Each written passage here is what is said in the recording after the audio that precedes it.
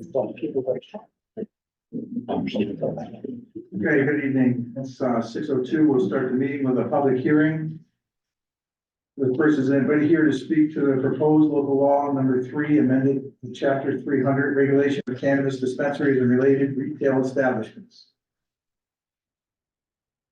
Second call, proposed local law number 3 amendment of chapter 300 regulation of cannabis dispensaries and related retail establishments. Last call, proposed local law number 3 amendment of chapter 300 regulation of cannabis dispensaries and related retail establishments. With that, we'll close the public hearing. Next, call to order. Councilmember Scott. Present. Councilmember Silliman. Here. Councilmember Pinello. Here. Councilmember Lane. Here. Councilmember Thompson. Here. Councilmember Carpenter. Here. Councilmember Beckwith. Present. Councilmember Michaels. Here. If we can all rise to see the flag. I pledge allegiance to the flag of the United States of America and to the republic for which it stands, one nation, under God, indivisible, with liberty and justice for all.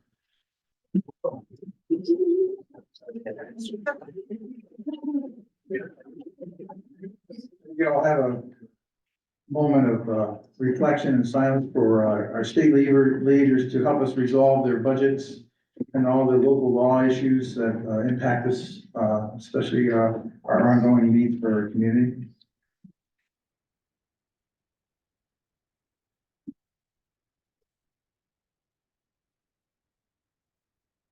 Thank you. Privilege of the floor. Just remind our audience that's on Zoom that you can submit the information to our council and they'll be read if you have comments to be made, but we don't allow comments to be made on Zoom. And privilege of the floor announcements. You want to make those, Andy, now for the rules of engagement there? Yeah, so we provide 3 minutes to members of the public to comment on any city-related business. We ask that you please direct your comments to the council as a whole and not to any other individual or group, whether here or outside. And of course, please keep your comments respectful. And our deputy fire chief, he's got a little buzzer that'll go off when your time's coming to an end. Okay, so we have signed up Sandra Alloy, please.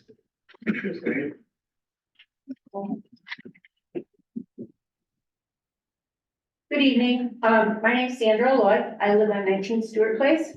And I'm here on behalf of Mecca Nagel, a neighbor of mine who is not here tonight as she's teaching at the university. So she asked me to come in front of you and to read this letter that's being submitted to the editor, to you, and to the county legislature. We are deeply saddened by the news of the Cortland Free Library Director's resignation. Her resignation underscores the need for an appropriate response to the escalating crisis of homelessness.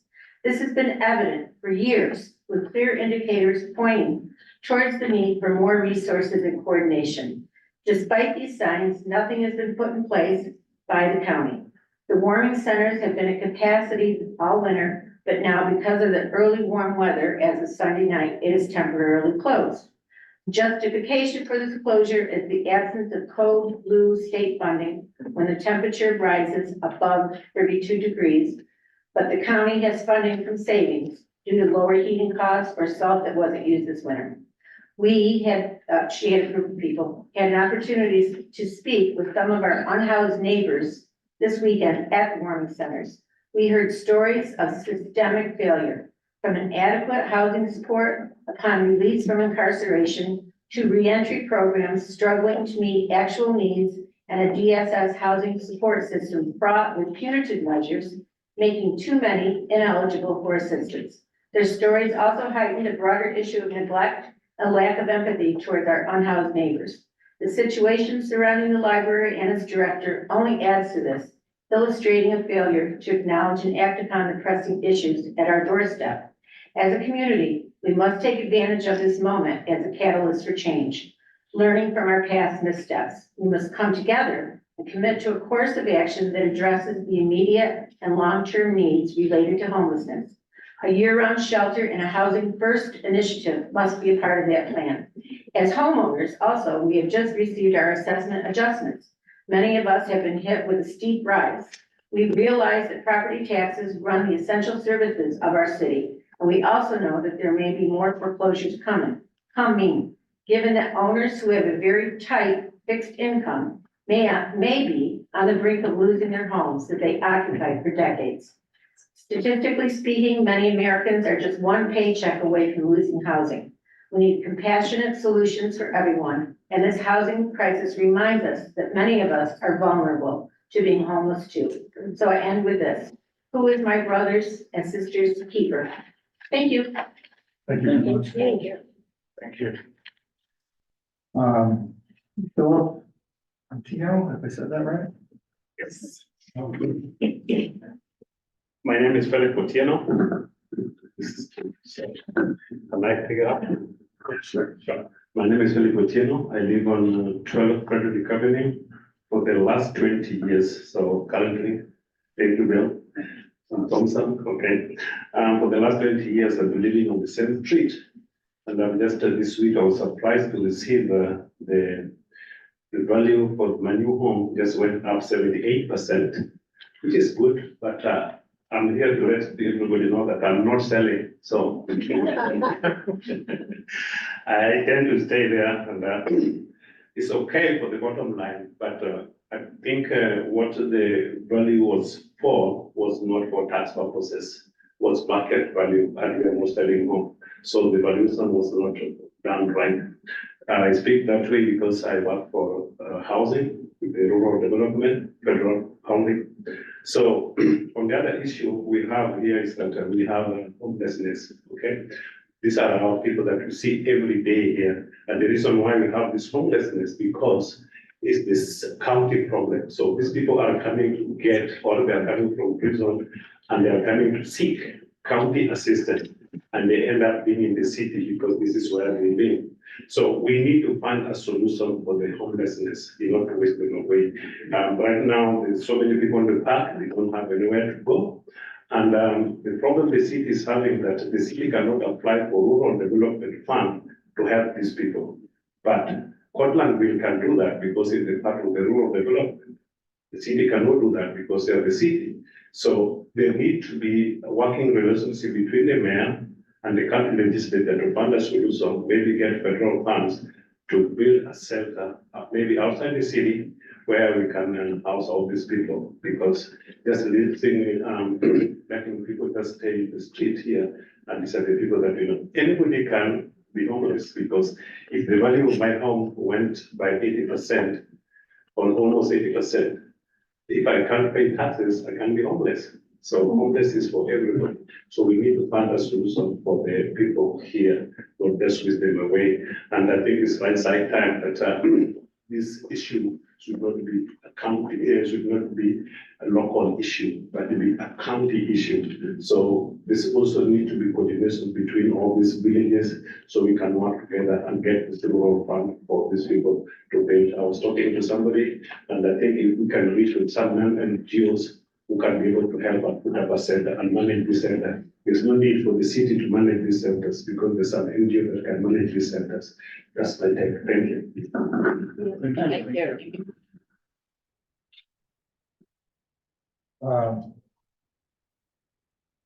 Pamela Louise.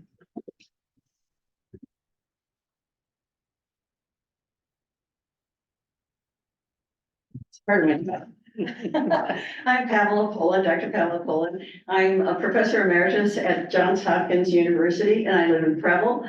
And I became aware of situations in my hometown communities here on Christmas Day that there was no food from Sunday, the day before, or Monday for the people in the nighttime homeless shelter. Homeless warming center, although they were allowed to stay in there during the day. So it is possible that you can use facilities that are designated nighttime for daytime. For example, you've got all that room in the nighttime center that's not used during the day. It's all filled with beds. You can't have meetings on beds. It's against the law in hotels too. And so you can do that in Loaves and Fishes. It's used 2 hours a day, sometimes for other church groups, but they have the huge the double A downstairs that's even bigger, so they could use that instead. So I made a 20-pound turkey and made meal on Sunday. On Monday, I did the turkey. And we celebrated Christmas together because my family was all sick in Rochester and I had nowhere to go. So I thought, what can I do to help people? So I did that. I'm here to heighten your awareness that the warming centers are closed now. What if you change their designation? And for the summer, when they're closed also, and people have to live out on the rough at night, they're no longer warming centers. Maybe you could use them with a different name. That would help something.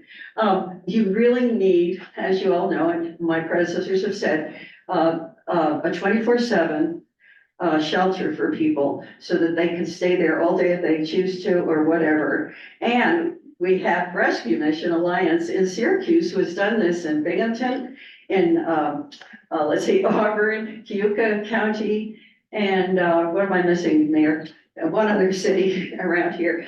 And I reached out to the CEO. He's a SUNY Cortland graduate, and he was delighted to talk to me and about this possibility of coming down here and having a shelter for people. And it would cost you nothing. They pay for everything, and it includes apartments for families in transition to other places. So I think it's a wonderful opportunity. For the warming center, you know, the county had for several years, the Hyatt House on Grant, Putchie's, was vacant. The handicap moved out, and it's a huge place. What does it have on the door? Code Blue Warming Center. It has been used for one, and it's a huge space. And so they've used it for one. They've let it be vacant. Why? You know, it's like saying, we could have used it for a warming center, but we don't want to. So that, you know, we can't look backward and say it's too late, but we've got to look forward. Over 100,000 for storefronts on Main Street. We can get it put in for a grant for that. But we can't put it, say, revitalization, including a warming center, please, or another grant. If we can get them for certain specific things, we can get them for other things. And so you know, for example, community where we have our reunions every 5 years, they got a new storefront already. And a lot of times it's a business association that helps. Now they're getting a whole new one for over $100,000. So I just think that's an odd thing. We have to put our emphasis where we need it.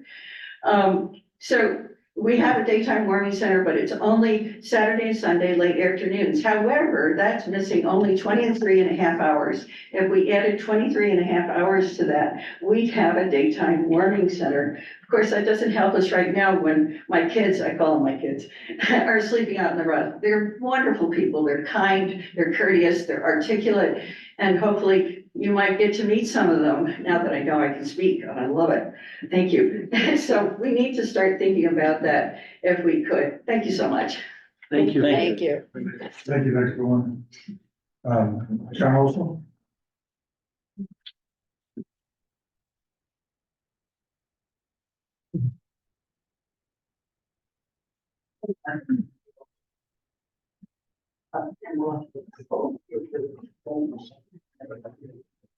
Good evening, Scott. Good evening, council. I usually ad lib, but I don't want to do that because it's important that I get this right, so I'm going to read the statements. I'm John Herschel, Vice President of the Board of Trustees for the Cortland Free Library. I'm joined by Lauren, who's current president, just so you know.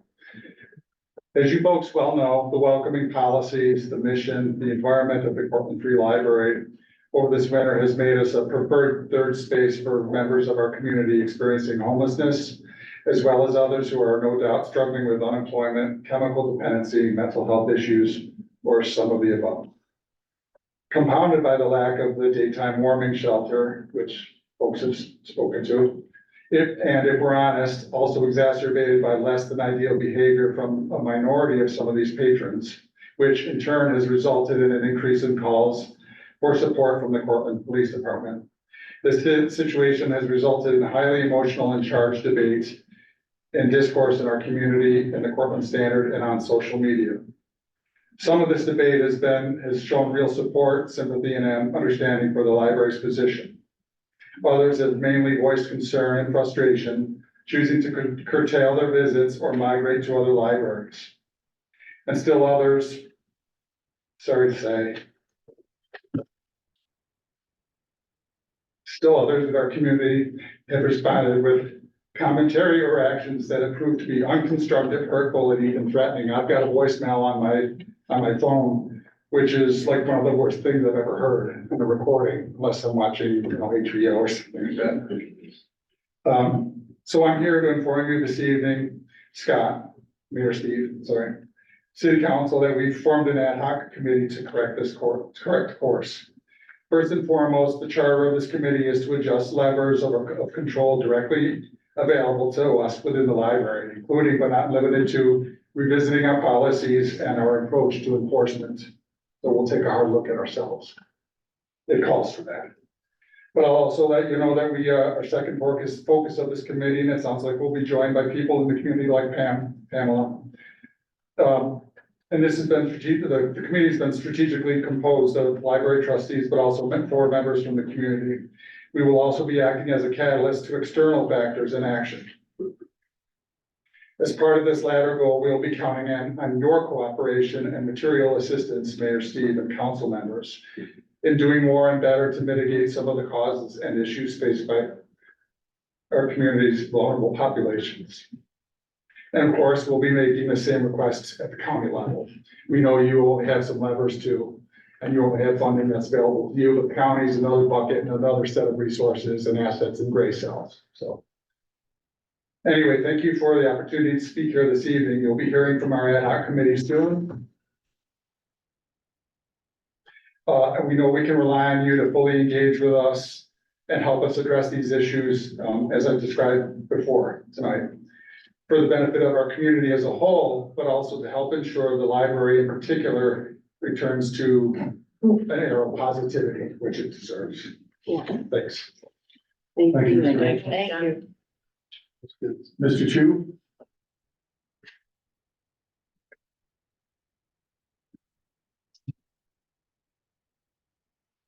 I can't add this, I'll just read.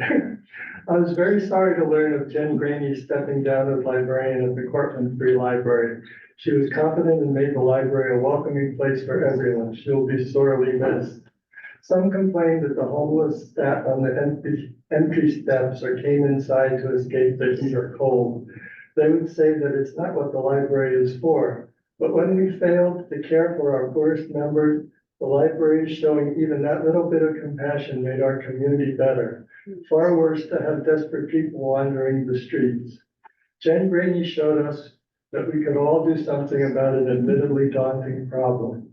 Without her at the library, it will be up to us to do more and reaffirm our humanity. Thank you. Thank you. Ms. Hazel?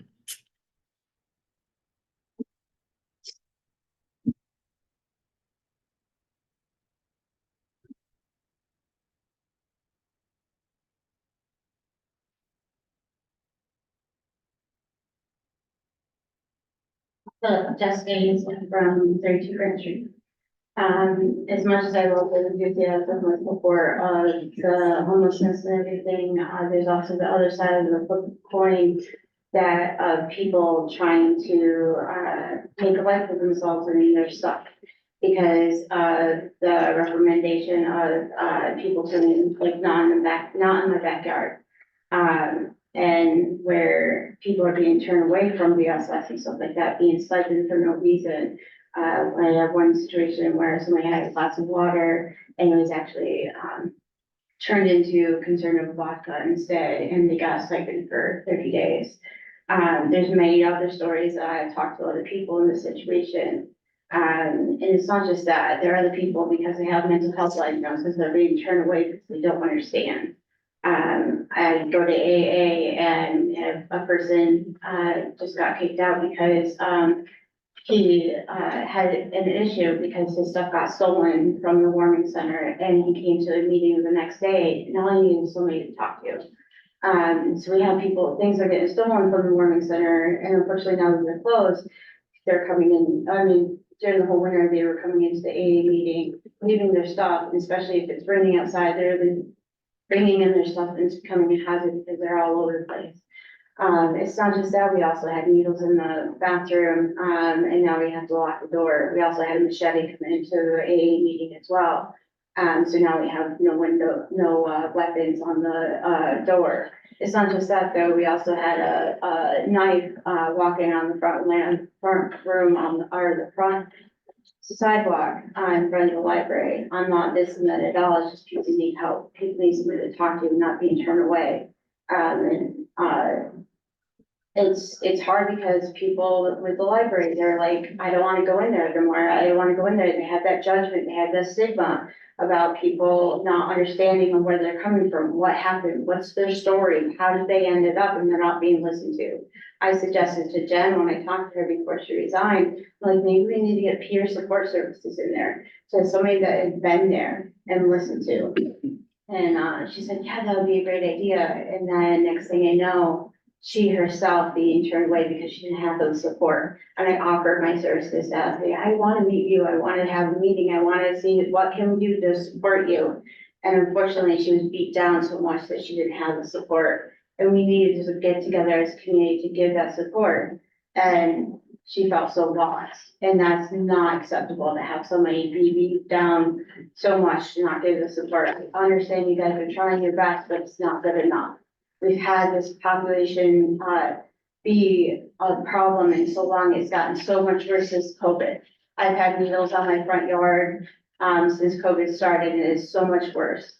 We have so many empty properties and nothing's being done. It just sits there with X's and blank boxes all over and nothing's being done. Student housing is on the rise, but nothing is being done for the low income. Nothing is being done for the homeless. Thank you very much. Have a good one. Thank you. Thank you. Is there anybody else that would like to speak at this time? Before we close the. I have, I've got two sets of public. Okay, yeah, we got it. Oh, sorry.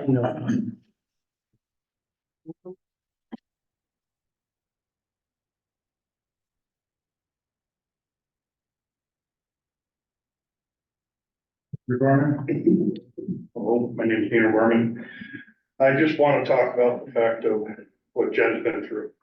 And the fact that librarians should never have to have been the person trying to take on the homeless issue. That is something that our county and our city should have worked together to do. People are sitting there saying, oh, they're all doing drugs. That's not true. Have conversations with them, understand how they got there. One gentleman lost his wife.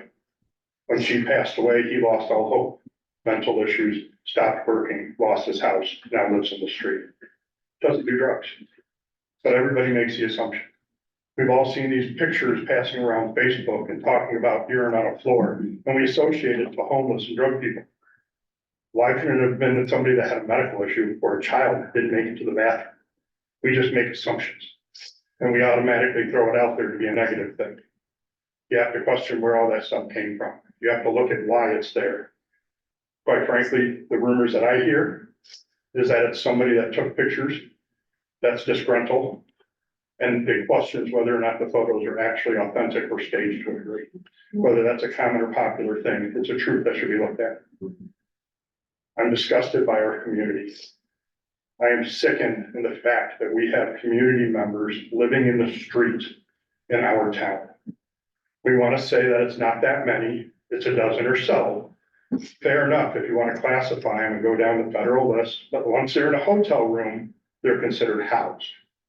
But if they have a friend come to that hotel room to visit them in a room half or less the size of this, looking at four walls all day, and somebody knocks on your door, you're kicked out that day because it's against the code or the rules.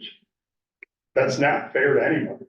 But that person that was considered housed one day is now houseless again because they were kicked out.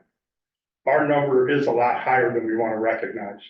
And I believe in a meeting just the other day, somebody said 200 was what the actual number is. but it's on the wording that we use. Are they actually homeless, or are they housed, or are they categorized as this? We have a housing issue, we have a homeless issue. This isn't for our library staff to deal with. We shouldn't have library people getting voicemails of threatening from the public. The people this fall on are in this room, right here in front of me, in that legislative office over there. Our elected officials should be dealing with this. And they should be dealing with it in a way that shows that we care about other human beings. Is this the Cortland any of us grew up in? Where we sit there and we criticize, we put down, we bully, to the point that people mentally need to take a break and quit their job? I think everybody in this community should be ashamed of themselves and ask why we're not looking at a human issue as a human issue. 1987, drug addiction. 1987 is when it was classified as a disease. We don't treat it like that at all. Thank you. Before we read that, does anybody else have anything would like to speak? Mr. Jewett? So I have two written comments submitted by individuals. The first from Sarah Watros. Dear Common Council, as a mom of a 7-year-old who loves visiting the Cortland Free Library regularly, I am deeply upset that our library director felt that she had to leave her position. The Cortland Free Library is a gem and such an amazing resource for families and young children. We have continued visiting the library regularly, even as it has become a place for those with no home or warm place to be during the day. Yes, that has meant having conversations about homelessness, substance use, and other behaviors. But we aren't only having these conversations because of the library. These things are realities of life today, anywhere in this country. Instead of wanting it to disappear or go away, I want to talk to my son about how we will solve problems like this. So I ask you this evening, how are we going to solve this problem of homelessness? How are we going to ensure that people have what they need, starting with housing? And the second written comments from Mary Faith Decker. Thank you for your attention to the issue of homelessness in Cortland. I spoke with unhoused folks as the warming shelter closed Sunday night, and they shared with me that what their plans were for getting through the night. Some had figured out places they could go to be inside, but for most, there simply was no place to go. Some people gathered stacks of cardboard to lie on as insulation from the cold, wet ground. Some kind person had donated pizzas, and people shared that around. As it got later and colder and folks still had nowhere warm to go, the Cortland housed folks who had come to try to help pooled money with the unhoused folks and secured 2 hotel rooms for 5 people. The rooms were $83 plus tax, which was $100.60, and a damage deposit of $60 each. So we had to lay out $320. That's 1/3 of a mortgage payment for one night. And this is Cortland County's solution for housing people through DSS. Most are put into motels. What does DSS pay for a room for a night? A smarter fiscal decision and more humane response by Cortland would be to build a proper shelter. Let's look into partnering with the rescue mission or researching what Saratoga Springs is doing. There has to be a better way. All right, thank you. If I can entertain anybody who wants to speak about that topic, I'd rather drag it to the back of the meeting and have it under discussion items. Because there was a lot that I would like to respond to some of that and discuss some of those things that were brought up and some of those issues we go through our agenda, which should be relatively quick. And you do that proclamation, will you too? I do. Okay, I don't want to, right now we'll do the finance report first. Assembly. Good evening. At the time that we had supplied the reports to you through February 27th, we had collected just over 66% of our property taxes through the end of February. So 2 days later, we were actually up to 81%. Thanks to residents and property owners for paying in a timely manner. Also thanks to the finance staff for some very, very busy days at the counter. You'll notice that those entries, while we have them, have not actually been posted to the general fund revenue, but we'll get there. And today we've spent in the general fund through February, $3.1 million of expenditures. Water and wastewater continue on track. Most of their revenue is going to come in with their April billing, since the January billing goes to the 2023 fiscal year. So that's why they temporarily look behind, but they will be well on the way once we get to the end of April in terms of their revenues. And we have capital and grant project updates. There are a couple of CDBG projects that are coming to a close, so you'll see some of those fall off in future reports. But then we will have some new ones that'll start. So there'll be a couple of reports probably where you'll see fewer report outs, and that is why. We currently do have an RFP out for one of our program administration options for CDBG rental income, and we'll be listing another RFP for the Climate Smart Comprehensive Planning Grant by the end of March. And typically we keep those open for about 30 days for respondents, so you'll see those in the April, probably both of the April meetings. Preliminary numbers were supplied for 2023. I just want to make it really clear to everybody that it's extremely preliminary. We're still doing 2023 check runs. While it looks like we'll be slightly under on general fund expenditures, it looks like temporarily, and we're trying to find everything we can, and stuff comes in every day. But it looks like we're going to miss our revenue target by just shy of $3 million. So that is something that we'll have to watch closely and will obviously impact overall fund balance, because that's about what we had and also what we were using for the 2024 budget. So we'll keep you apprised of that situation best we know, but it is a little challenging on the forefront. So good that we're getting some cash in, but still have some overall cash flow challenges. Happy to answer any questions. Good, thank you very much, appreciate it. Mayor's report, I had a bunch of items, but I'll talk about the homeless at the end of the meeting. We can go into a little bit more in depth with that. So the assessments went back out, the revals went out, and certainly there's been many phone calls about that and still some many misunderstandings about that. But remember, when you haven't done a change in that amount of period of time, you're gonna see a significant change. So 16 plus years, we expected to be some ones that have not, but there's been some significant hits. I know personally there's been some. I think you recognize where it's at, and some properties, increased value of average of $3,000 a year is about where it's hitting. So I think it seems to be all on target from where it's going to be. But recognize that, for the next 2 months, there's an exchange of information that can go back and forth with the assessor to review what you have and what's there. So everybody has that opportunity. There's 15 people scheduled as of now to get in that calendar. You can go on our website. It's on the top page to click on that to schedule those time periods. And I would recommend, having that conversation to get that full understanding if you need to be. I know some people don't quite understand that increase to 75% or 73%. It's pretty significant, but it's what houses are going for. I've heard one comment on a person today. I said, based on what the reval is, would you accept that as a purchase price for your house? And they're like, no, that's not high enough. So I think it's somewhere in between that needs to happen. It is significant. I think even if we did a reval 4 years ago, which would have been competent, there still would have been a huge change for now. I mean, we have these bidding wars that are going on. I think you did a decent job on trying to moderate that.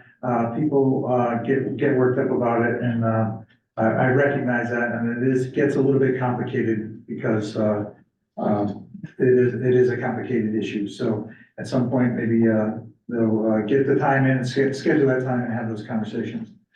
You know, in the good part, you know, Cortland State, women's hockey, won the championship and now they're going off to division playoffs as well as the men's. So they both are doing on that upward stream so that Cortland State just keeps pulling it out and do what they have to do. Our girls' high school, got defeated in the championship game, but we're hoping to do an escort home for them, but they lost, in the last quarter there, but they put up a good fight. So we got some great things happening in our schools. St. Patrick's Day was this weekend and it rained. It was warm and it rained, but it was still, quite busy. Thanks to our police department on that. There was 200 gallons of milk jugs of green, colored vodka and other additives that were dumped out as, there was over 200 of them that they had dumped out, walking down the streets of them. So I don't know if that caused the hazmat incident, but we didn't get anything called in for that. So maybe the fish are swimming different. But you know, overall, there was a few incidents. Overall, I think it went well and they were proactively ahead of it. But thank goodness it kind of rained. You know, again, we're very saddened by Ms. Greeny, resignation, and we'll talk about that more at the end. So with that, I'll move to the board reports. Mr. Scott. You probably hear me without that pointing at me. Had a lot of calls about no mow May. I'll be voting with the majority when we vote on it here later today. Biggest thing I want to really talk about is I wanted to thank DPW for some quick action on some issues over the last couple of weeks. And I want to talk a little bit about code. Our code department is very, very proactive. We had a problem on West Court Street, and that started as there was no heat after 7 days, and the structure was fixed and then reoccupied. The people then were, there was a total of 7 college students and 1 residence that were rehoused. Without being able to get things done so quickly, they may have added to our homeless population. Students got access to the president's office and emergency funding for assistance. I want to thank Code for taking care of that. We had one over on Miller Street, started as raw sewage coming out of the sidewall of the structure, and the structure was quickly evaluated and declared unsafe. 2 people there were rehoused, again, keeping them from, you know, being in our homeless population. They worked immediately with DSS because they did qualify to get them into an assistance program. I want to tell you, I went and I checked out both sites. I really feel that the DPW, the code department did an absolutely great job. They're working so quickly, being realigned a few years ago as they are under the fire department. I know a lot of people, and I hear it, well, why was that done? Well, it's done for efficiency and it's done very, very well. I think if you run into a codes person, I know I personally thanked them all this morning, but you might want to thank them for the proactive approach that they're taking, which is a difference from years ago. They are on stuff, they are taking care of these issues, and they're making a better, safer Cortland, and I really appreciate that. Thank you. Ms. Sullivan? We did experience St. Practice Day in Ward 2. It wasn't pleasant for a lot of people who lived there. There were many people who were drunk and disorderly. We try to give students room to have their fun. It would be my hope that as a community, all of us could be more civil with each other, both online and in person, and just consider your surroundings. We want people to have their fun, so when our neighbors started doing beer pong early Saturday morning, we left town so that we wouldn't be annoyed by hearing them from inside our house. We didn't want to call it in so early because they were having a good time. So there's that. I hope to attend the town gown meeting this week. I hope to get together with Bruce this week to talk about his department's concerns. I hope to learn more about the homeless issue in our community, thanks to everyone who spoke tonight.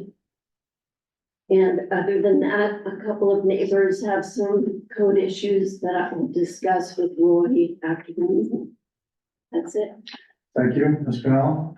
So Ward 3, if you drive down Broadway at all, just like right past Newbig and then going down toward Townley, you see different colored flags between the sidewalk and the curb and the road. So I found out that the college, SUNY Portland, is actually going to redesign the intersection at Broadway, Newbig, and Pashley Drive. So it's going to start most likely after the college students leave. I wouldn't think it's gonna start now, but they substantially completed by August 20th. And there will be detours, there will be road closures, there will be posting. So I just wanted to alert people to that, because I don't think that's come out yet. And also, I don't see Mr. Dovey or Mr. Lund here. I was going to ask them if the DPW has had any communication with the college regarding the waterworks, because it's going to be the reconstruction is also going to take place right in front of Whitaker Hall, and the waterworks is right behind Whitaker Hall. So I hope that communication can occur to make sure the waterworks stays safe. That's it for me. Yeah, just touch on that real quick. So there is a construction meeting on the 20th of this month at 6 p.m. at the Elks, and that's the kickoff for all the projects, including the college project, for the community, and that will be on the website too, so that we'll start processing that as well, start doing the construction and talk about the timelines and delays, the parking lot and the Groton Ave and all the other areas. That's fine. So Mary Claire, Nick has contacted the college, and because I was concerned about what's going to happen at that intersection, and he was given a wide range, remember, it'll start after the college kids go home, and it'll happen sometime within like a couple of months. I mean, it was very vague, so he hasn't gotten anything really yet. Well, I've seen the plans and it says completed by August 20th. Okay, does it say From when the the engineers. No. Yeah. Okay, But that'll be ratified on that 20th meeting. okay, good. I heard from a constituent about the cutting down of trees down by Riverside, that when you come down Rickard and go into Riverside, from there, trees, everything has been cut down. Yeah, all behind 81 too. They cleaned up that, we're working with that property owner to clean up that area because it was getting pretty blighted down there. So we're trying to get that cleaned up. So there's several other proproperties we're doing that as well. Working with the property owners to try to get them to do it. But Okay, so it's not city, no, property. Mr. Leach was hired by the owner of that property to do that. It's not Okay. city property. And, there was some, old, stuff there from somebody who had been staying there and, but it was abandoned last year, so we're trying to get them to clean that up. okay, thank you. Also heard from a constituent on Raymond Street, and I forwarded the email to Mr. Doby, who contacted the gentleman about his concerns. I did notice the empty gallon jugs up and down Tompkins Street on Sunday morning. There were many students at the Speedway buying Gatorade Sunday morning to replenish their electrolytes. And, you know, when this is a first for us, Sunday morning, went out to get the paper and there was a condom on our front porch. Not used, thank goodness. But that's a new one for us. That's never happened to us before. So I think St. Practice Day was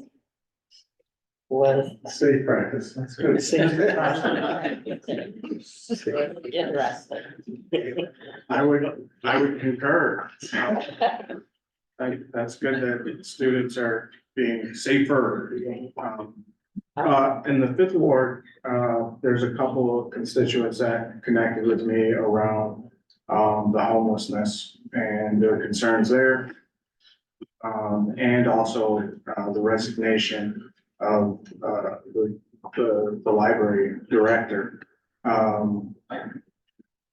They strong support for the past director, and also wishing that we look at the homeless issue with more vigor. That said, I also had some folks connect with me around No Mo May and relatively in favor of the practice. And that's what we have as of right now, this ward. Thank you, Ms. Thompson. Mr. Carpenter. Thank you for dealing with that issue. I appreciate that. Other than that, all quiet in the sixth ward. Great, thank you. Mr. Michael. All quiet. Mr. Michaels. Just a couple of things that are code related. By the time I caught up with the code office, they had already recognized the concerns and as Wayne had mentioned, they've been on top of things pretty much since we've hired much more code officers. And I want to thank those involved, and all these issues have been resolved now, thanks to this department. So thank you. Thank you, guys can't say enough. Mr. Jewett, I'd like to grab that proclamation real quick, if you could read that, talk about this next video item. A proclamation on behalf of the city of Portland, recognizing Portland's generosity of spirit in support of St. Baldrick's mission to conquer kids' cancer. Whereas St. Baldrick started as a challenge and grassroots effort 25 years ago, driven by people wanting to help kids with cancer. And whereas in 1999, Tim Kenny issued a challenge to his colleagues, John Bender and Enda McDonald, to give back in return for their own good fortune in business. And whereas Edna's thick head of hair gave John the big idea to shave their heads for donations to raise funds for kids with cancer. And whereas the first St. Baldrick's event in 2000 saw 19 heads shaved bald, raising over $100,000 to fund children's oncology research. And within 2 years, the event caught on across the country, raising more than $1 million. And whereas 2024 marks the 25th year of St. Baldrick's volunteers and donors working to conquer kids' cancer. And whereas the Red Jug Pub is hosting an annual head shaving event March 9th with the goal of raising $50,000 through the help of members of the city fire department and police department, dozens of shavees, and the generosity of many businesses and individuals. Now therefore be it resolved that I, Scott Steve, Mayor of the city of Portland, extend the city's gratitude for the generosity of spirit, time, and monetary donations offered through the St. Baldrick's Foundation and its local volunteers and donors. All right, yeah, so just drawing attention to that, Chief Sandy's, I think he's gonna shave his head too, but he's gonna shave his beard for sure. And I know we have several firefighters and police officers that are part of this. So if anybody can make it on that date, Are you matching? I'm donating to many of them. Right, I'm back to the donate, but I'm out of town, so. Just not able to be there. so- How convenient. Still accepting donations. But he is still accepting donations, and he has something to prove. He's taken on his staff to try to beat them out. So anybody can get to the chief, that would be great. But again, Mr. Twidler at Red Jug Pub, and there's other community members that are working very hard to do this. I think this is a great event. And Mr. Scott, if you could read that proclamation on that event, that would be great. I will. As I will not be in attendance. Okay, approval of minutes. Everybody had a chance to review the minutes. Can I get a motion to accept? Mr. Scott, Mr. Carpenter, any questions? I abstain. Okay, I will. okay, we have 2 abstentions. All those in favor? Aye. Okay, with 2 abstentions, Mr. Thompson and Ms. Sullivan. Resolutions, agenda item number 1, adopt local law number 3 of 2024 to limit pet shops, retail dispensaries of cannabis and related products within zoning districts other than GB1. Resolved that said local law shall read as follows. I'll read the title. Proposed local law number 3 of the year 2024, an amendment to chapter 300, regulation of cannabis dispensaries and related retail establishments. Can I get a motion? I'll move it. I'll second. Ms. Pennell, Ms. Lane, Mr. Jewett, can you just give a summary for everybody? Well, I'll do it, Mr. Field, that's But ultimately, this is just, and the Grove Standard did a good job kind of outlining what we're doing here. We have to run it through the county because it is a zoning change. But given the local tobacco retail license legislation that we passed a little bit ago, given the legalization of marijuana in New York State, we just want to be able to have a say in the makeup of our community as far as licensing, location, things like that. Ultimately, this has been vetted. A lot of other communities are doing this. The county recommended, the first instance, we had put text forward, just kind of lumped it all in together as a head shop, and I think that could be confusing. I appreciate the recommendations. So what we did was add a cannabis dispensary specific definition, in addition to the head shop definition. But again, they'll tie a little bit together and then regulate those to the GB1 district. With respect to the head shops, again, Mayor Steve did a good job outlining this in the article that came out today. But with the local tobacco retail license, it's just an extra level of boxes for entities that check retailers, whether they have their state licenses or not. It's just a mechanism for us to have some oversight. So we make sure that the products being sold are legal, that everyone has their licensing in place. And if there's allegations that that's not the case, given, our small community, we have a lot of schools, we have a lot of youth oriented facilities. We want to make sure that we're able to, we don't want a cannabis dispensary popping right up next to Berry School or something to that effect. So this gives us, a strong voice in what the state has already done. A lot of other communities are doing this. It's been pretty effective. And again, if you sell multiple products, you'll have to comply with both facets of the regulations. And if you don't, the city can go in the first instance and bring compliance instead of kicking it up the chain to the state agencies that do that. AJ? Yeah. I thought that we were only allowed to have one dispensary in the city. I'm not sure about that, but frankly, I don't know. But I don't know, given like this, I think one has been licensed. It isn't open for business yet. Right. But given the other parameters at the state level and now at the local level, I think it would be difficult, and I'm not saying this, I'm not sure, to do that. Have another one, but frankly, I don't know if that's something that the council had passed previously when the legislation, I'm not sure. No, the state still hasn't finalized that law, but right now it's 220 feet door to door. Right. Yeah, You could put another one in, but it has to be in that GB district if they're going to do it, so we could have more than one in the city, and there is no licenses given out yet. Right, I would suspect that, it's self-pending, but there's, distance parameters, not only between similar businesses, but also like schools, things like that. And don't quote me on this, but maybe a population parameter, only X amount of retail establishments like this for so many people in your population, but I'm not sure. That's a great question. I would look at that. Anybody else? Thank you. Yep. Okay, we'll move it, please.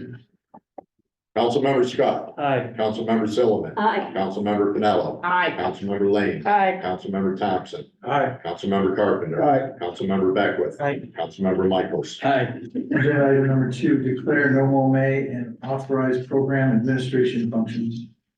Resolved that the city of Portland Common Council declares the month of May 2024 as No Mo May and authorizes the Code Enforcement Division to establish a process by which homeowners may register their properties and be issued No Mo May certificates of registration.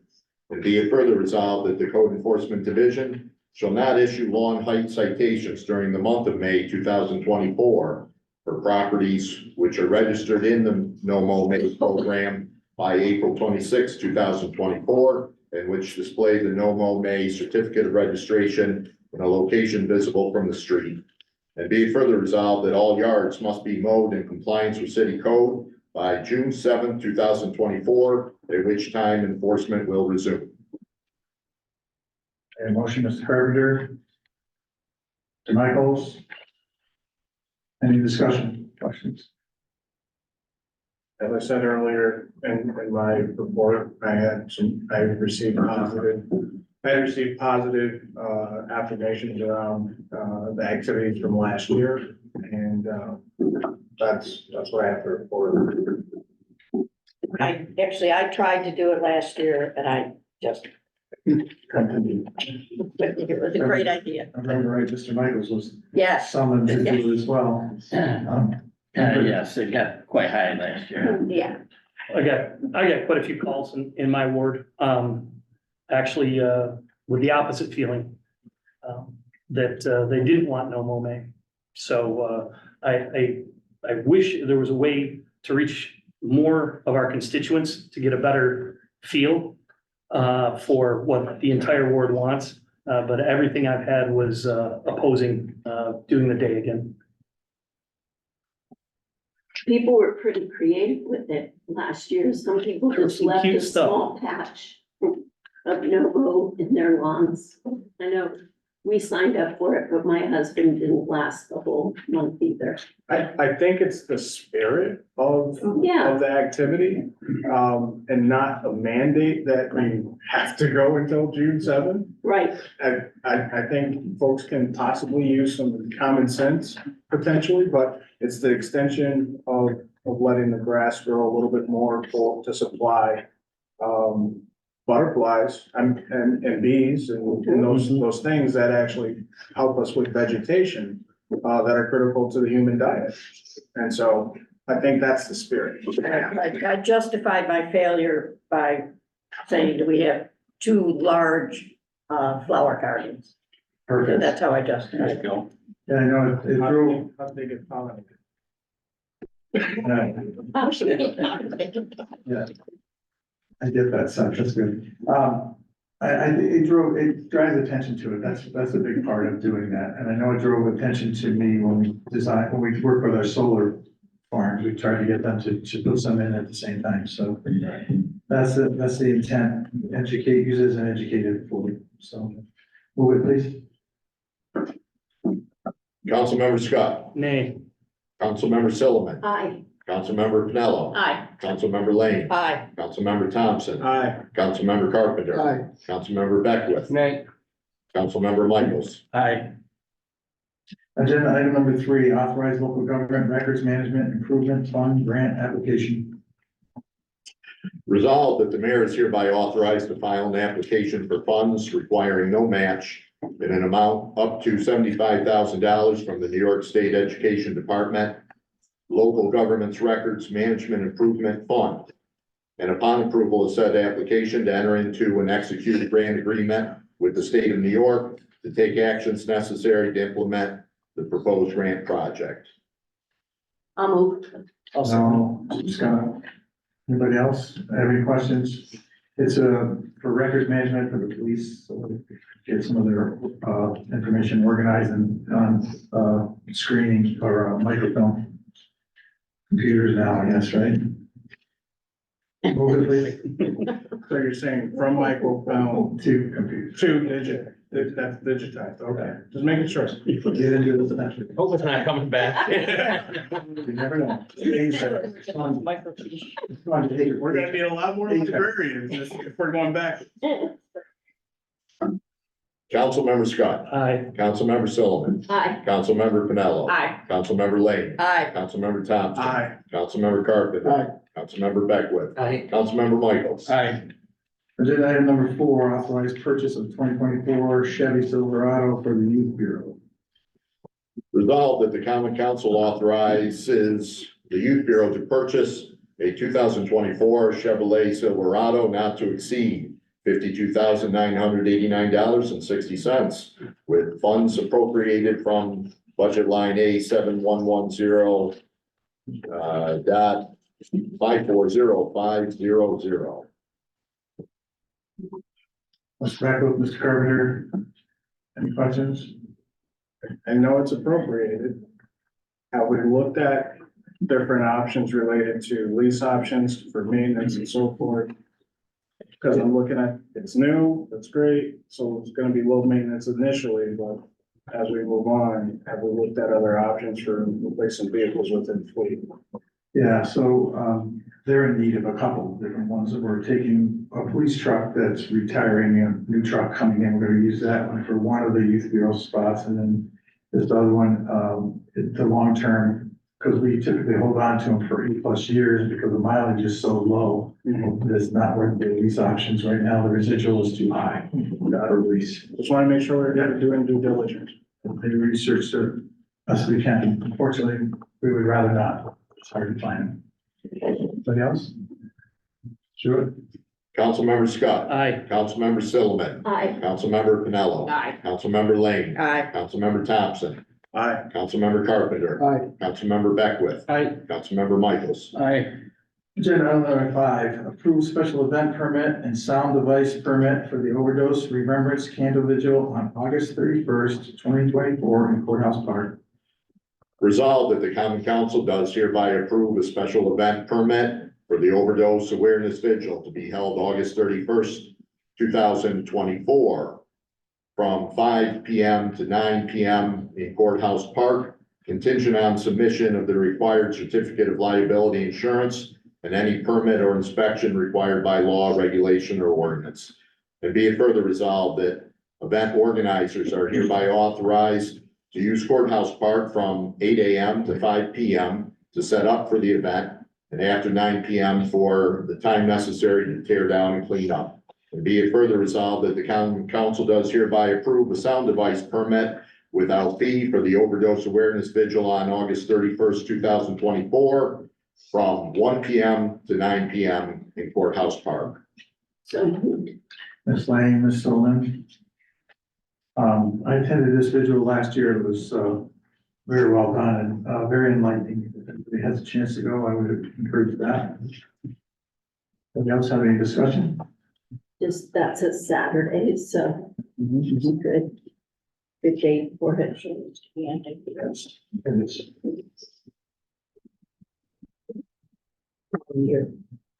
on the typo. There you go. Yeah. Cut and paste. Mr. Jewett? Councilmember Scott. Aye. Councilmember Sullivan. Aye. Councilmember Pinello. Aye. Councilmember Lane. Aye. Councilmember Thompson. Aye. Councilmember Carpenter. Councilmember Beckwith. Aye. Councilmember Michaels. Aye. Agenda item number 6, approve special event permit and sound device permit for the Corn Ducky Derby on May 4th, 2024 in Saugus Park. Resolved that the common council does hereby approve a special event permit and a sound device permit without fee for the Corn Ducky Derby to be held in Saugus Park on May 4th, 2024 from 10 a.m. to 2 p.m. I'll move. Mr. Scott, Mr. Carpenter. Another great event. Anybody else move it, please? Councilmember Scott. Aye. Councilmember Sullivan. Aye. Councilmember Pinello. Aye. Councilmember Lane. Aye. Councilmember Thompson. Aye. Councilmember Carpenter. Aye. Councilmember Beckwith. Aye. Councilmember Michaels. Aye. Agenda item number 7, approve special event and sound device permit for the YMCA 5K run on April 13th, 2024 in Saugus Park and the neighboring vicinity. Resolved that the city of Portland Common Council hereby approves for issuance by the city clerk a special event permit and sound device permit without fee for the YMCA 5K run to be held in Saugus Park and the neighboring vicinity from 10 a.m. to 1 p.m. on April 13th, 2024. A motion, Mr. Beckwith, Mr. Carpenter. Anybody else? Can you move it, please? Councilmember Scott. Aye. Councilmember Sillaman. Aye. Councilmember Pinello. Aye. Councilmember Lane. Aye. Councilmember Thompson. Aye. Councilmember Carpenter. Aye. Councilmember Beckwith. Aye. Councilmember Michaels. Aye. Agenda item number 8, approve special event street closing and sound device permit for the Cortland County Dairy Parade on June 4th, 2024. Resolved that the city of Portland Common Council does hereby approve for issuance by the city clerk a special event permit, street closing permit, and sound device permit without fee for the Portland County Dairy Parade to be held from 5 p.m. to 8 p.m. on June 24th, 2000, that is incorrect, on June 4th, 2024. I had trouble with dates in this agenda. I'll move it. I'll second. Mr. Canal and Mr. Scott. Again, last year, if you remember, this was canceled due to the Canadian smoke, so let's hope that doesn't happen. It was in- Yeah, but he's very excited about the Dairy Parade, and it is on the new route still on the other way, so that'll be fun. Mr. Stewart. Councilmember Scott. Aye. Councilmember Silliman. Aye. Councilmember Pinello. Aye. Councilmember Lane. Aye. Councilmember Thompson. Aye. Councilmember Carpenter. Aye. Councilmember Beckwith. Aye. Councilmember Michaels. Aye. Okay, on to discussion. So, you know, I appreciate everybody's comments, and certainly it's been a struggle, and I would say that, you know, what's been going on with this, with the librarian and what they had to fight with, you know, I get those calls too. It's not pleasant, nothing you would have to deal with, and I too was looking to forward the time away this week, because of some of that stress that you get from that. You know, what really disappoints me is the divide in our community that's happened because of this. I always, never wanted that to happen. I've always tried to remain neutral in a lot of the areas that would create the divide that we have in our nation, that none of us like to watch the news and watch. I don't care which side you're on, either way. That negativity is something we don't want to see in Cortland. We know that there's family members that are debating over this events that are happening in our community. And I think some of that frustration is coming from people not quite understanding the solution. I mean, I know it's frustrating for me to try to resolve issues that are not that simple. And this is not something that's just local to Cortland, it's nationwide, it's a nationwide problem, but I would like us to be the ones that come up with a solution to fix it. And there's many ways that we've gone about this to address. We started off with 5, if you remember back when we started working on this 2 years ago, or 2.5 years ago now. And now, you know, I can't even count how many different versions there are going on. You know, the closing of the shelters just recently, during these couple warm days that we have till Wednesday, was appalling to me. And, you know, there's vulgar emails that I had sent back out to try to get that not to happen and try to recognize the costs of where they are. So, but recognize that I have to partner with those different people that I'm sending emails that are aggressive to do it. And I would like to say that, you know, there's a push and pull, if you will, whether it's with the county or with the library, and trying to come up with a good compromise on what works best overall. Those are constant discussions and constant things we had. So this office has worked very hard with the library and trying to work on resolve. We worked on outside areas and issues we've had, ongoing issues to try to address. We've had suggestions, ideas. Not all of them worked. Some have come back with some fight, and some haven't done. But just to touch on some of the issues that we're talking about, sure, we have an absolute housing problem, 100%. To even get to that housing problem, we have a recognition problem of people not accepting the problem or recognizing the problem, which needs to be dealt with first. And I think we're missing that point. A lot of people are missing that point or trying to negate it. You know, I was talking to somebody the other day on a sidewalk, and I was using the analogy of a sidewalk. You know, I was talking about drawing lines in the sand, if you will, to say any parent or anybody that has employees or whatever the case, you draw a line in the sand and try to set those expectations. Once those lines are crossed, you draw another line, and, you know, but there should be consequences. Well, in some of the cases, when we talk about, you know, last week we were in opioid court, so we're looking at doing an opioid court program, and we're trying to look at all the solutions there. We're looking at our providers. This week, we were notified that our rehab clinic that was built in Lansing 2 years ago was tacitly open, is now closed. It's brand new, state-of-the-art facility that has housing units in it in Lansing that is closed. Why? Because they can't get staffing. And all these issues come with very big complications. And, you know, I can't tell you how many hours a week we've worked on trying to come up with solutions, to work directly with the Salvation Army to try to help them maintain their staff and make their staff feel secure and safe in areas they're not. And again, it's a small percentage. I'm not trying to, I don't want to get that basis out there. I'm trying to carefully use my words here because I think there are a few, and we've had some direct interactions personally in my own life where people have attacked people that, we love and care for. And there's, we've seen people, shooting up outside and gone directly with that with an assemblyman next to my side. So I think, these are real life issues that we're seeing on a day-to-day basis that I'm interconnected with on a day-to-day basis. We try to be passionate, and we need to be passionate. We need to be more passionate. But we also need to draw those lines in the sand and the concrete, if you will, the sidewalk. But there comes to a point where if we can't keep working on the community, they're gonna get to the end of that sidewalk and there's nothing there but that cliff. And that's what we're trying to all keep people away from and trying not to have happen. So the compassion needs to come into realism at some point with everybody. And that's what I implore the community to do that. And because it's so difficult to figure that out, and sometimes that's what's happened in racial divide or other divides that's across our nation's history. If you back and look at history, there's a lot of complex not understanding where people are coming from. And I think if everybody sits back and try to understand where everybody's coming from, that's the first step in trying to come up with holistic solutions. Last night we had a meeting for the methadone clinic, on the other end of town. Thanks for the people that attend there, chief of police and others, to try to make the employees safe, make the people safe in that community, and really allow the ability to help people that are in need.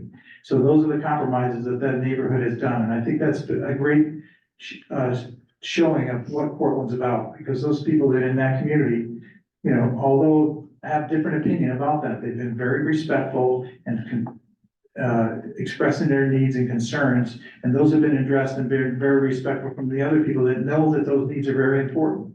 Some of those people spoke in this room, and some of those people wrote letters, and I think they recognize the importance of that. And so we have and will continue to work on those many avenues. As far as the numbers Mr. Gorman addressed, 200, it was amazing to me when we sat down to first talk about with the agencies to come up with a plan. This is 2 years ago, that they couldn't even count. There was one agency that had 3 different programs, and they didn't even know if they were double counting their people. They didn't even know that some of the programs they had interacted with their other programs.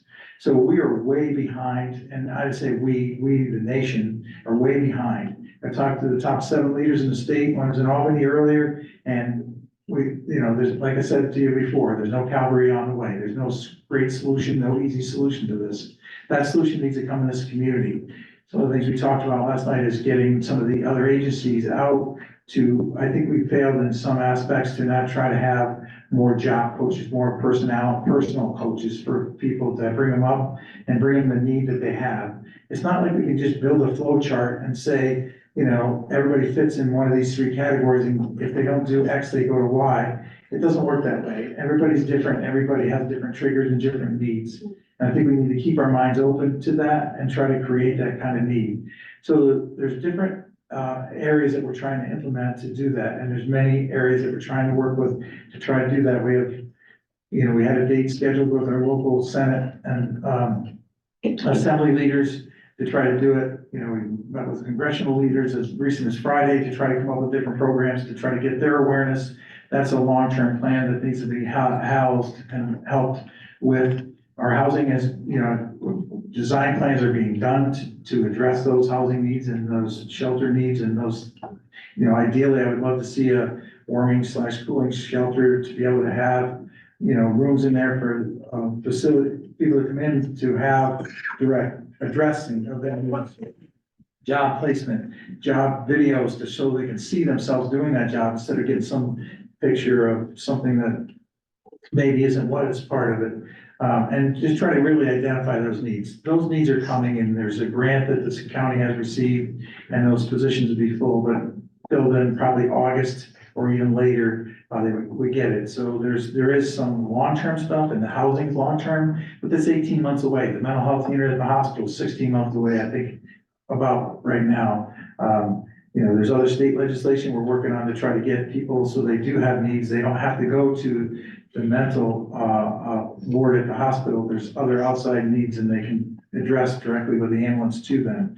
There are many complications to every answer to this. And it's not as simple, and it's not fair to the library board or the library personnel to be, it's shoved at them either, because, they're not social workers or not designed to do that, although I've done a great job at trying to, doing it, and trying to manage the situation. You keep drawing those lines in the sand and that becomes very vague too for a public entity. So I have compassion and understanding of what they're going through and what they've been at. I have compassion and understanding of what the people are. I do spend time talking with them. I've taken abuse from them as well, you know, and walking by and saying, you know, that they didn't like the city and then they clarified it by the mayor. So, but I agreed with them on that aspect, but, you know, trying to help and trying to give people the needs that they have. And every one of them are different. We've had some great successes. I've worked directly with Bulls and Fishes and Grace Church, trying to get their needs and trying to, simple task, you would think it would be simple, it'd be as simple as that. But it's not. You can't fit it in a 178 word document that the newspaper tries to write, or, you know, probably a 17-page document that they have. I mean, but I think, we're making some progress. We're getting some inroads. I'm very disappointed in the community that we can't come together to have good dialogues and good conversations on disagree, because we can disagree and we can disagree on which ones they are, but until you hit it on face to face, you can't live that to do that. So, you know, as tired as it may be and needing of a vacation, a little time away, recognize that it will not be stopped and we'll continue to work on these missions to get that done. So long-term and short-term housing would mean, you know, there's short-term housing would be, there's a facility that we're looking at putting together through ESHI and some other funding sources would be, you know, some single units with shared bathrooms, you know, on the same floor, and then there would be efficiency units. And then, so there's a graduating process. So if people have emergency needs, they would be able to get covered, and they get, then they would have efficiencies, and then you go up from that to a 2-bedroom, and then 3 bedrooms for families and emergency needs. And then you would get them to grow to be efficient and, self-sustaining, that they can get out, and then there would be, apartments that are outside of that are affordable housing. We talk about tax assessments. I look at a tax assessment of a property that I have, and it went up double from what it was assessed for in the years. So, you know, that increased value, but recognizing that also when I purchased that property, I was getting less than $300 for a 1-bedroom, and now it's $1,000. So that's 3 times, round numbers, 3 times the amount of rent that you were getting when you had it. So double assessment seems appropriate at that point. But it also becomes out of reach for people. You know, they're more, like you used the letter used a comparison of the mortgage compared to paying hotel rooms. I mean, it's unconscionable what the county's paying in hotel fees. And then again, that's a state, you know, we can pick on the county, but that's a state requirement that's done, that hasn't been updated. Rents, they're only paying up to $400 in rent, and it's under 400.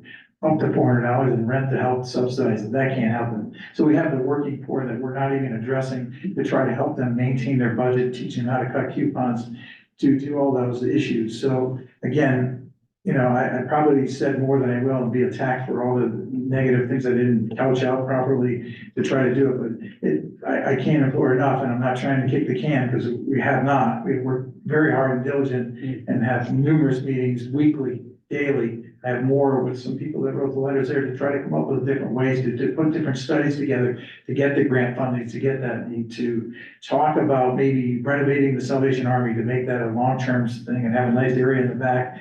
So you have a nice area for, to be outdoors and relax and create that, and have indoor areas for people that go in and do counseling one-on-one instead of going to a facility that's outside that maybe makes them not feel comfortable to go to. So I think there's a long way we need to go and a long way to come. I feel like we have made some inroads and we have made some progress, but it's never fast enough. The issues get more and more complicated. COVID has really complicated shutting down these facilities, not getting the staffing levels. I mean, that's some of the issues that we're having with the other warming centers. And it was a simple ask. I think it was Dr. Poulin asked 23 hours to cover. Yeah, but we can't staff it. We're having trouble getting staff. I mean, it's becoming difficult for those areas, not us, but for those areas. You know, certainly the city budget, you know, can't endure any more than we already have. And we need to come up with resources and ways to do it. And I'm using every, you know, avenue and personal resources to help design, locate, and do all that on a personal level to try to address this issue. So, with that, I'll open up to anybody here that wants to like to discuss it and, maybe elaborate or question anything that's been brought up. Do we have a formal task force comprised of all the different entities who have a stake or are helping with this problem? Yeah, so, through, early on, we've got this task force for the housing. We're working on the housing aspect of it, working with the, so there's many people in our social services to Catholic Charities to all the, stakeholders that are in the community, the non-for-profits and treatment providers, YWCA, even trying to get everybody that has a program or some programs in our community all together to do that. And that's been very positive. There's a lot of good things coming out, but it's, you know, they're 2 years out by the time you get funding and, you know, that's probably ambitious. How often do they get together? We kicked back, we took off a couple months, once a month we get together, but we did kick back during budget time. We were all busy during our budget end of the year, but we just had that meeting, I don't know, a couple weeks ago. And, you know, we schedule those monthly. So that continues on, and that's updates that we had brought in, the state had brought in and talked about all the different funding sources, ways to do it, ideas and thoughts, and they said we're so much farther ahead than other communities that are doing that, and they represent a bunch of other ones. So I feel like, again, we're there in that aspect, but I think from our public education wise, I think we're behind a little bit, and it becomes such a controversial thing. You don't want people to lock you out, just like no different than some of the people that need treatment, they lock you out in, you know, because there's a lack of trust there. And I think we can't exploit that trust within our own community, own members, let alone those people that are in need. So, I think, you know, there's many different avenues that need to be explored, and I think we can do better at from a programmatic point of view. So one of the latest things that I'm trying to work on is trying to make it up every, you know, 2 hours, a couple times a week, and then, you know, from an area agency that has outreach programs to be able to help staff those levels, so then we're staffing the levels using those people that have time to use, they'll be help staffing it, but they also have time for outreach, that's their time for outreach, so maybe we can help cover some of that and make that so that's not a burden that's an additional cost. So trying to come up with solutions like that to override those hurdles is, you know, the latest programs. Okay. Anybody else? Yeah, I just want to make note that Jen's efforts certainly didn't go unnoticed. The mayor and I met with her early on, and if it wasn't for her bringing this awareness to the forefront, we probably wouldn't be further ahead than where we are today regarding awareness and trying to bring this community together. So I certainly hope that she isn't walking away thinking that she hasn't made a dent in this community's efforts. She certainly has. And we wish her all well. But recognize that, you know, I was talking to one of the members of the library working over there, and they just pick up the phone and people are just swearing at him. And that's just uncalled for and unheard of, and there's no solution to that. And to me, that's a coward. You know, let's hit this thing head on. It's not an easy conversation. They're not easy conversations. But I will entertain anybody that wants to debate that or wants to have those conversations about the pros and cons to both sides of the area, because I do think it's in the middle. As most of the time I end up in those arguments, I end up in the middle somewhere. But I do think there is answers in the middle, and I think that has to be together with strong dialogue, and that's the acceptance of others that sometimes it all doesn't work. Sometimes there has to be a little bit stronger force to solve a problem than just not doing that. Like, providing treatment in jail, and somebody goes into jail for a burglary, and they might have an, alcohol problem, and then they're given other substances while they're in jail, and now they become addicted to that, we put them back out with an addiction problem. I don't, that's, there's different harm reductions, there's different levels of harm reductions, and I think, those are always debatable, and those are always, challenging, but I think there could be, some, bail reform needs to be pulled back. There were some great parts of the bail reform, but it's gone too far, and it needs to be pulled back. That's where we need the state and federal leaders to step up, to be able to really recognize what we're creating here and where this is systemically continuing on with problems. Because if you keep drawing the line in the sand and there's no consequence, then we end up with a cliff, and we do not want that. Well, as a city council member, it would be, I appreciate all the work that you put into it personally, and it does sound like a large problem, or it would have been taken care of more easily, right? It's like a many-headed beast. It's got a lot of aspects to it. But it would help me to understand what's happening in our community if there were some analysis, some way to mentally get a hold of the component parts.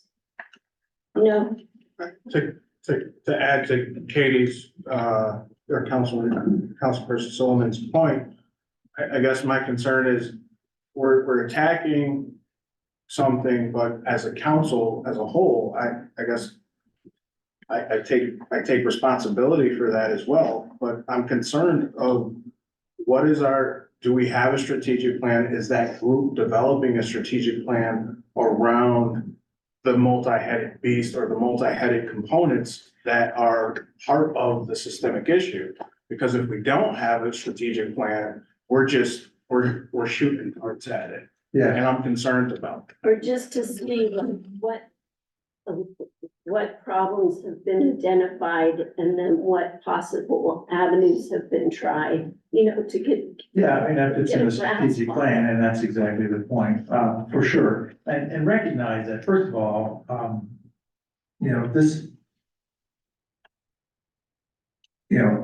social service is not a city function. I mean, we don't have a service, we don't have a department, we don't have the experts, we don't have that. We don't have the mental health, that's a county function, that's the county function of us. Again, we're the majority of the population in the county, and we're the county seat, and we're the area that has the easiest transportation by foot and so we're likely going to have that. So therefore, it is our problem. And whenever you see a problem that's not being identified and recognized or being addressed, then you step up and do it. That's why we're involved. Okay, so we're stepping up to do that, to be that involved. But to answer your question, I don't think from a regional approach or necessarily, I think independently, the mental health is working on issues and they're strategic, and DSS is working on the strategic, but as an overall group, that has not been the case. And we're driving that discussion to try to get to that. Because like you just mentioned, the county, I heard earlier from, some of our constituents in the city related to, Cortlandville. All of our different entities need to be on the same page as far as I'm concerned, because they actually have, these other entities have different services, different, opportunities to help us leverage the solutions that we need for this problem, this situation. And until everybody has that same clarity, we can't actually be moving forward. That's what I'm seeing. And I do applaud your efforts, Mayor, because very early on, I've certainly seen you try to get after this concern. But if we're really gonna make progress, because I continue to see increased homelessness from the time I've been here in Portland, and that's 2 decades. This problem wasn't as magnified as it is now. And it's concerning, not just for the people compassionately, we need to be able to take action on it. And that's what I'm hearing from some of my constituents as well. Agreed, understood, and that's nationwide numbers are through the roof. I'm sorry. Go ahead. Is the county working with you or is that problematic?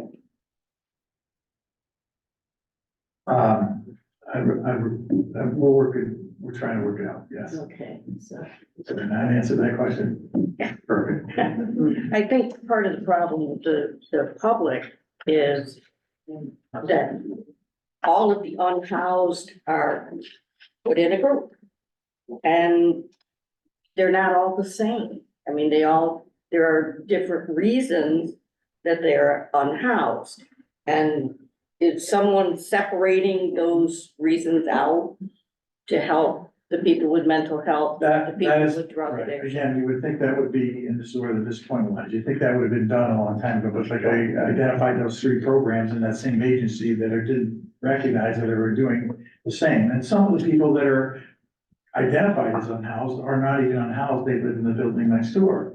They're just socializing, you know what I mean, which is fine and well, but, you know, but again, they get painted with this brush, which is Right. always inappropriate, and that goes back to society where they keep finding that history over and over, that doesn't work, so. We have to try to get over that, and I think overall, creating a solution to get people in front of people is the answer. So, and we'll continue to work on that, and I think we've had more dialogue than we've ever had before.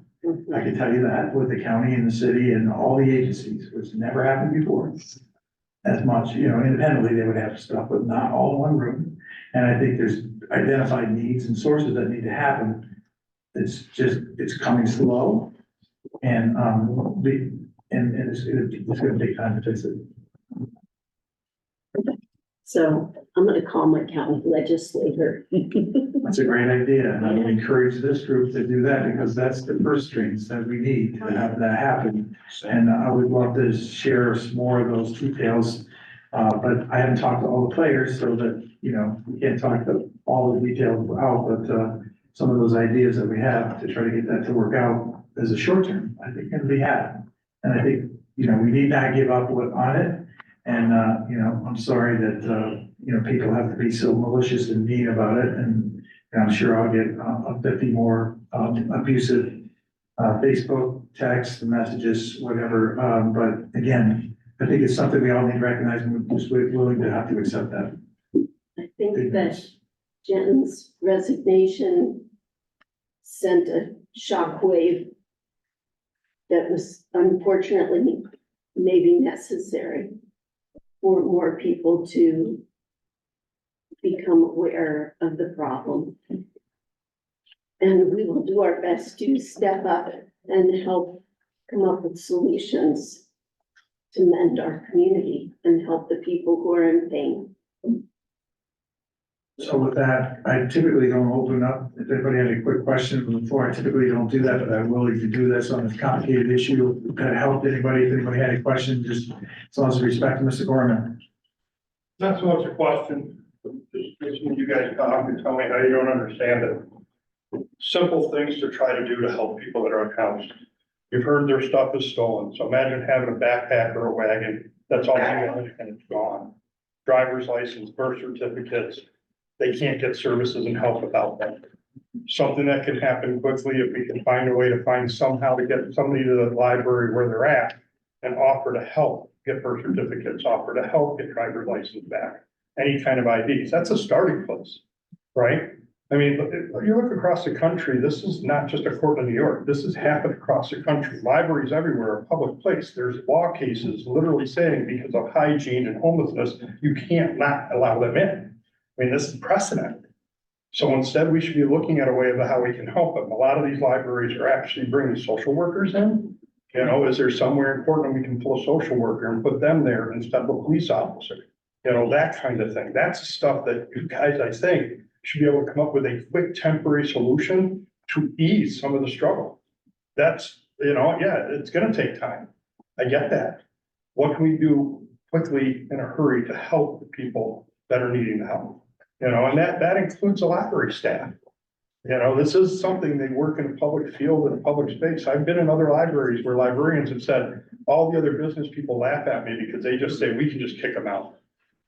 Okay, that's not a solution, kicking them out. So Jen, I applaud her, I applaud the staff. I just wish there was something we could do to find a quicker solution to help the people in need. Be it the social worker or ways to get driver's license or birth certificates. Thank you. We tried to address, I know working with Jen, we tried to, it was from a picnic table out front, didn't work. We put a bench out there. We tried trying to come up with housing, a place to store their stuff, trying to, that's a task. I mean, went through many people, many areas locally to try to work that out, and it happened. And that comes with problems that they've had in the warming shelter. So every one of these issues come with complex solutions. It's not that simple. But again, stubborn or not, we got to keep working on it. I think we're getting that attention to do that. But again, I encourage the same drive at the county level. That would help my tools, if you will. Anybody else? Sure. Yeah, I think you hit the nail on the head that the problem we have is that the people get released because we are in the city. And if we are not working with our neighbors, we can't solve this issue. So it's a matter that we work with the Portland-based budget in the areas, so we can get everybody on the table. Because I think the people in Portland really have some good solutions. Some people are meeting this Thursday to discuss and see what we can do. And then we need somewhere where we have these ideas, where can we bring it? Okay, are we working with the county legislators? Because if the people from Cincinnati are released from jail here, they will come to Portland here. Then we have that our problem here. So no matter what we do, we need to put all the, look, you say you have stakeholders, but stakeholders also need elected and non-elected officials, because some of these people are our neighbors, they are our friends, the people that we see, and we have empathy for them.